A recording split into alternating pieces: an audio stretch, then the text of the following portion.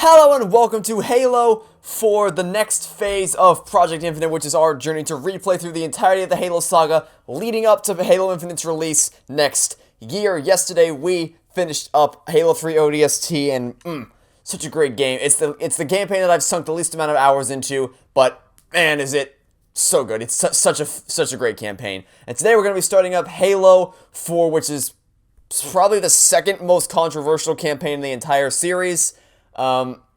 But I love it to bits. It's phenomenal, and I can't wait to play it here today. So let's start up with the very first mission. Well, I guess the prologue. We'll start off with the prologue. Score on, legendary, of course. And let's just get this started.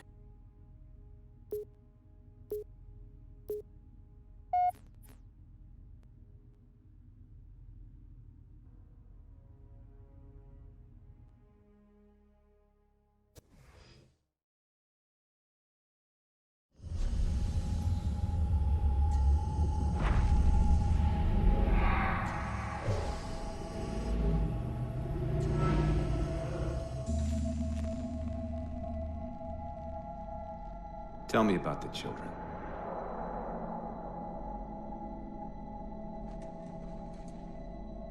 Dr. Halsey. You already know everything. You kidnapped them. Children's minds are more easily accepting of indoctrination. Their bodies more adaptable to augmentation.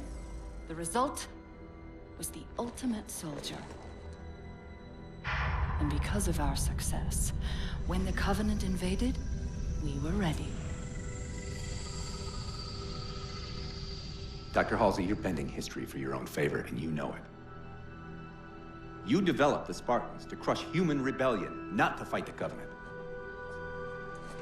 When one human world after another fell, when my Spartans were all that stood between humanity and extinction, nobody was concerned about why they were originally built. So you feel in the end your choices were justified? My work saved the human race. Do you think the Spartans' lack of basic humanity helped? What are you after? The others before you were naval intelligence, but you're something else. Records show Spartans routinely exhibited mildly sociopathic tendencies, difficulty with socialization, and The verbalization. records show efficient behavior operating in hazardous situations. I supplied the tools to maintain that efficiency. Do you believe the Master Chief succeeded because he was, at his core, broken? What does John have to do with this? You want to replace him? The Master Chief is dead. His file reads missing in action. Catherine. Spartans never die. Your mistake is seeing Spartans as military hardware. My Spartans are humanity's next step. Our destiny as a species. Do not underestimate them. But most of all, do not underestimate him.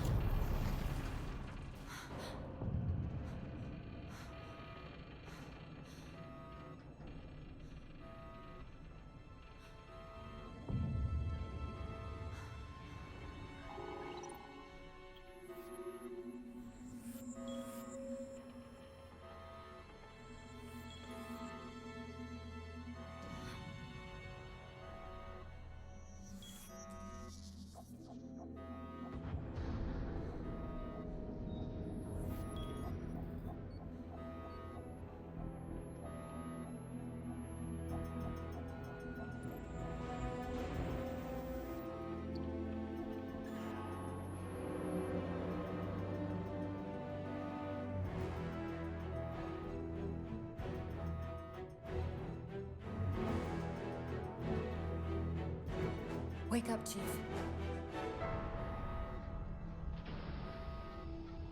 I need you.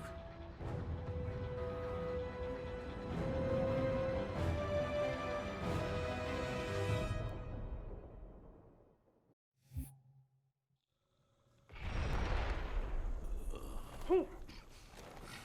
Easy. You've been out for a while. Where are we? We're still adrift on the Dawn. Why did you wake me? Hang on. Bringing your systems online now. I rewrote your ship's firmware while you were out. You've been busy. Activating the ship's gravity generators.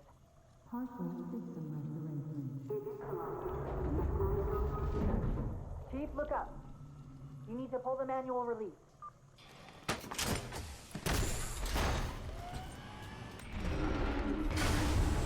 Seems like old times. Ready to get back to work? I thought you'd never ask. We've got intrusion alerts lighting up on multiple decks. Our best bet to figure out who's boarding us is the observation deck, 4 floors up. Could it be a rescue team? Wouldn't bet on it. You know, I feel like this Magnum changes locations every single time I play through this campaign. Sometimes it's here, sometimes it's there, sometimes it's over there. I swear, every single time, it's always somewhere new, and I have no idea why. It's always in a different location. Weapon systems online. Anyway, there's a lot to dissect about this opening, the opening to this game, so I'll wait till after the dialogue, until we get to our first encounter to fully break it down. Because there's a lot of dialogue here. How long was I out? 4 years, 7 months, 10 days. Somebody should have found us by now. What's that? Sensor scan, high intensity. Doesn't match any known patterns. How close are we to the observation deck? It's directly above us.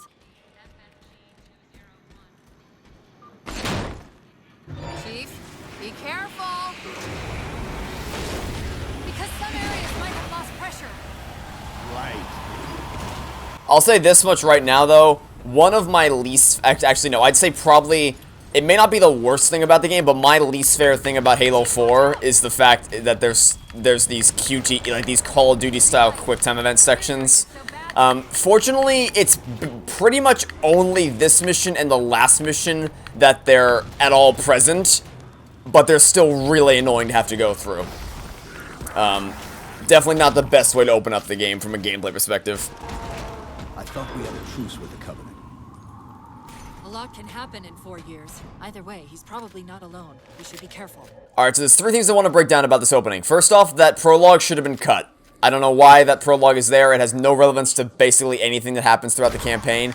And it really only serves to just make everything more confusing than it needs to be. It would have been so much more impactful if the game had just opened up with Cortana adrift in, with the Dawn adrift in space.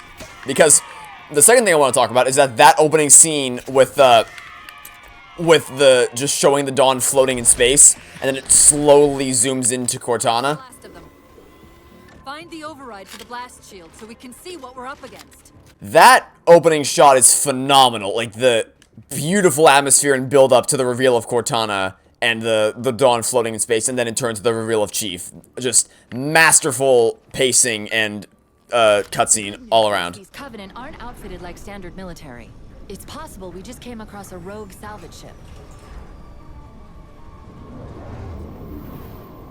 Or we might have stumbled into an entire Covenant fleet.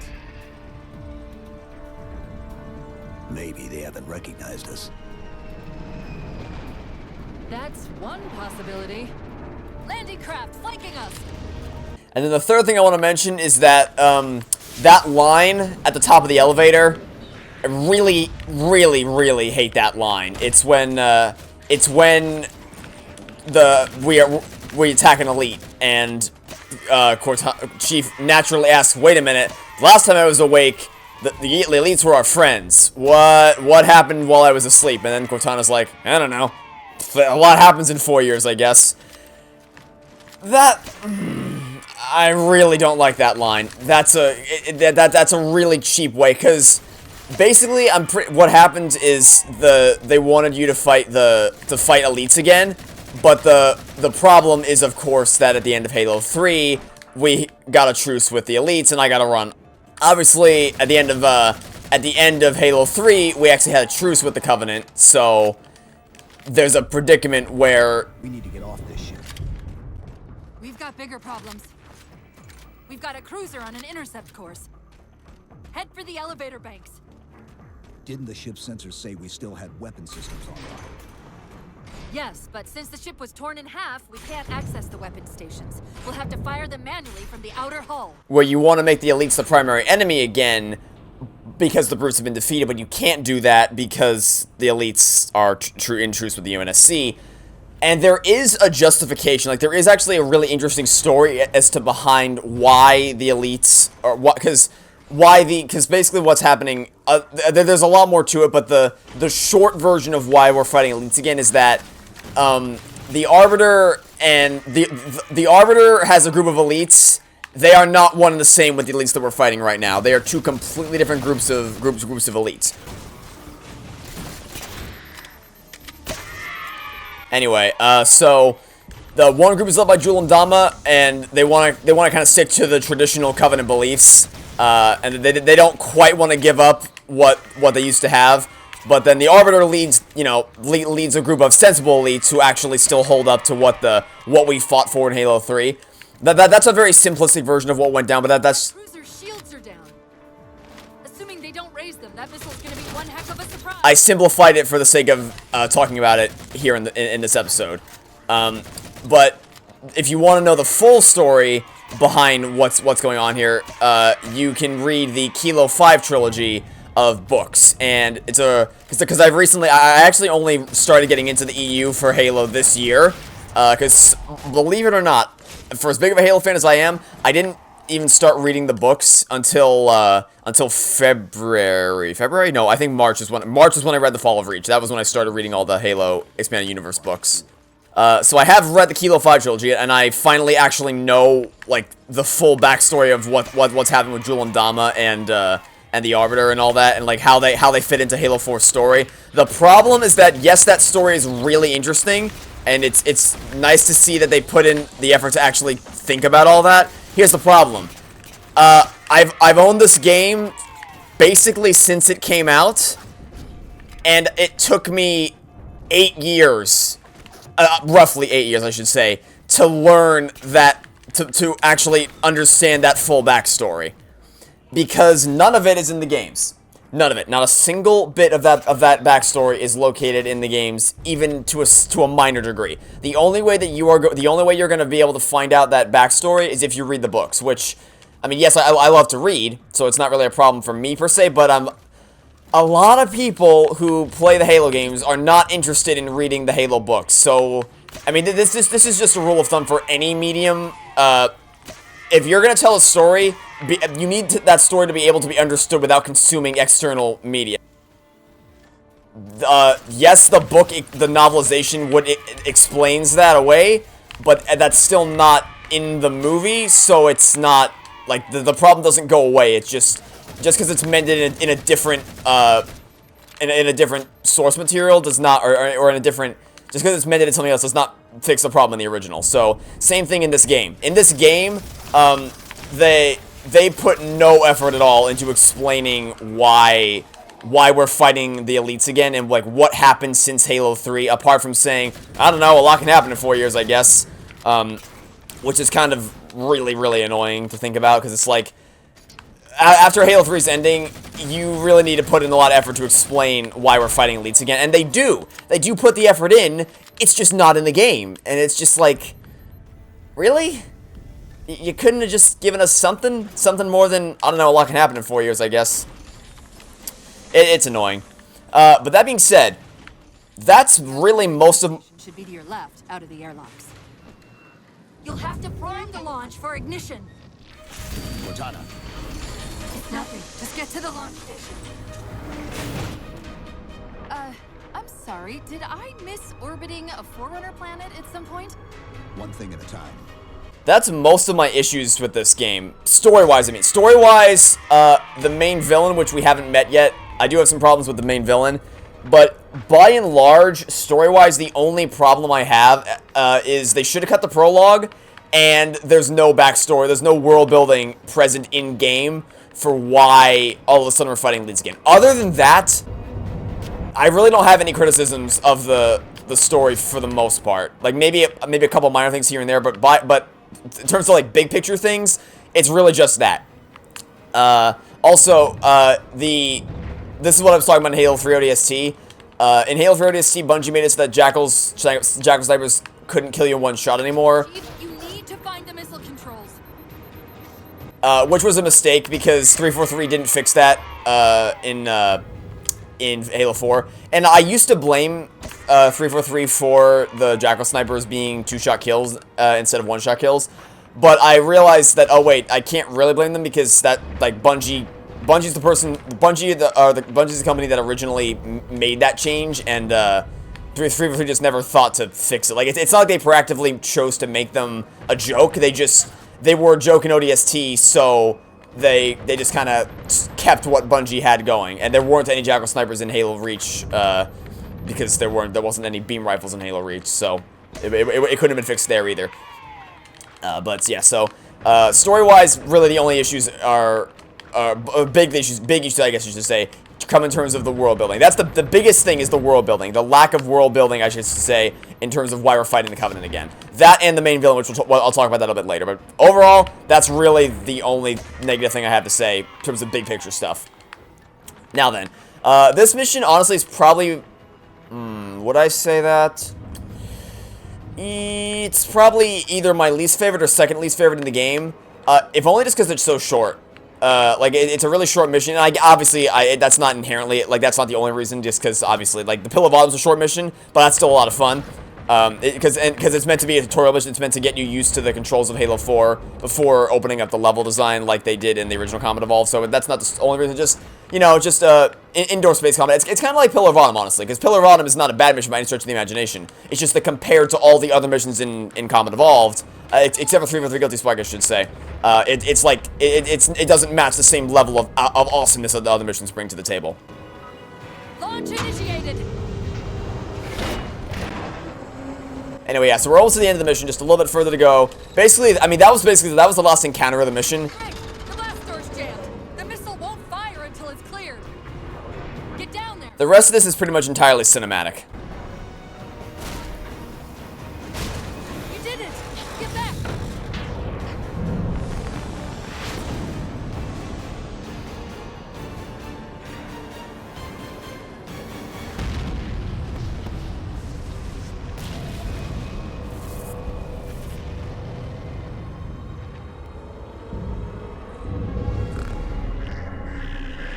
Chief? The Covenant weren't the ones scanning us. So, now can we worry about the giant metal planet? It's using a gravity well to pull us inside the surface. We've got to hurry. The second we cross the dome's event horizon, its atmosphere is going to tear us apart. Where are the closest escape pods? Aft vehicle bay. I'm tagging the closest airlock. Go! By the way, I have been killed by that flying debris before. That did not make me very happy. Like, literally, of all the things in the world to kill me on this mission, it was the flying boxes out there. It was really, really dumb. But that was that deathless run of the first mission of the campaign, which, I mean, it's the easiest mission out of all of them, so that's to be expected, but still. Deathless run nonetheless. And yeah, we are going to encounter, I think, 1 more elite and 3 more grunts before the end of the mission. Here are the 3 grunts. But they die by the fall, so I don't really consider... The grav generators just went dark. Just keep it pointed at that vehicle bay. I don't really okay, so there's more grunts in here as well. I don't really consider these encounters because they die from the fall damage, or at least most of them die from the fall damage.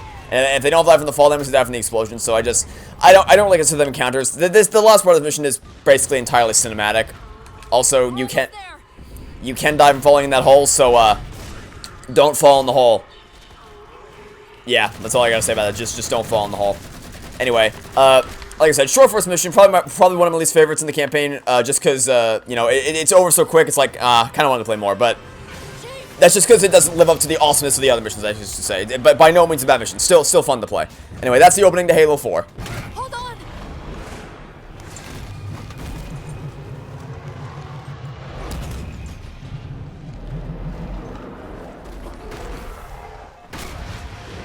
We're caught in the gravity well. Can you track the escape pods? Negative. Look out!